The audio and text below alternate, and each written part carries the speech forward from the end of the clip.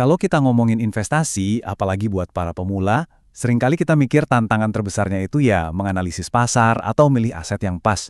Padahal, tantangan yang sebenarnya itu datangnya dari kepala kita sendiri. Nah, hari ini kita bakal bongkar kenapa musuh terbesar kamu itu sebetulnya bukan pasar, tapi pikiranmu sendiri. Oke, coba kita jujur-jujuran dulu. Pernah nggak sih kamu ngerasa deg-degan, cemas, atau bahkan panik total pas lihat portofolio investasi kamu warnanya merah semua? Atau sebaliknya, senangnya bukan main pas semuanya lagi hijau? Nah, perasaan yang naik turun kayak roller coaster emosi ini, inilah inti dari pembahasan kita. Kebanyakan orang mikirnya gini, buat sukses investasi kita tuh harus bisa mengalahkan pasar, harus lebih cerdik dari yang lain, harus nemuin formula rahasia. Tapi, gimana kalau ternyata cara pandang itu keliru? Di sini kita nggak akan ngebahas analisis teknikal yang rumit atau grafik yang bikin pusing. Justru sebaliknya, kita bakal fokus ke sesuatu yang sering banget kita lupain. Jebakan-jebakan psikologis. Kenapa? Karena seringnya risiko terbesar itu bukan datang dari datanya, tapi dari cara kita bereaksi terhadap data itu.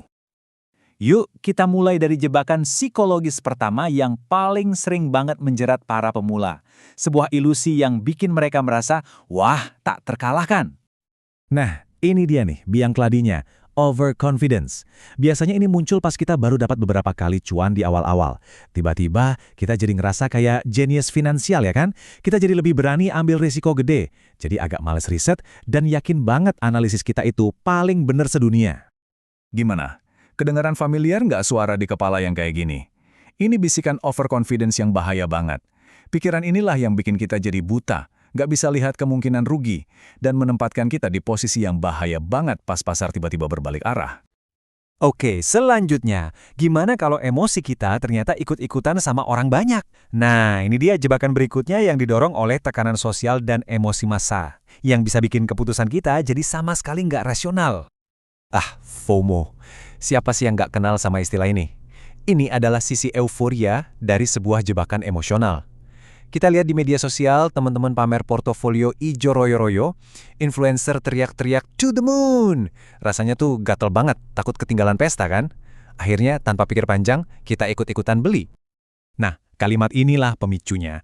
Kalimat ini mendorong keputusan impulsif yang dasarnya itu kerakusan dan rasa takut, bukan strategi yang matang. Jadi intinya gini, kalau sebuah keputusan investasi didasari karena ikut-ikutan orang banyak, biasanya hasilnya nggak akan bagus.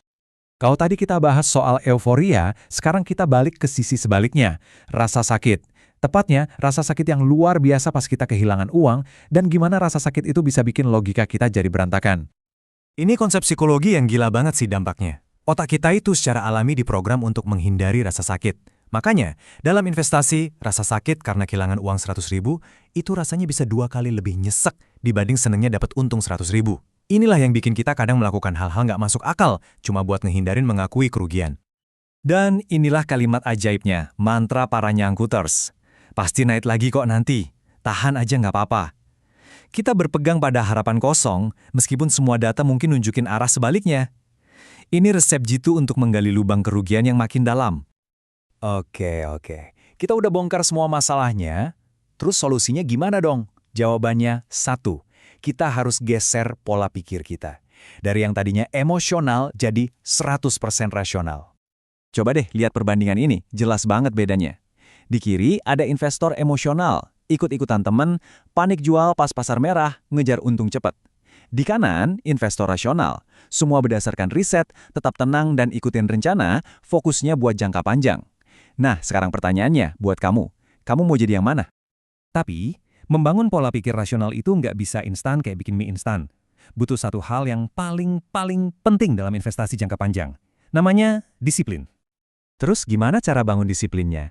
Gampang kok, ada 4 langkah praktis. 1. Bikin rencana yang jelas. Tujuan investasimu tuh buat apa sih?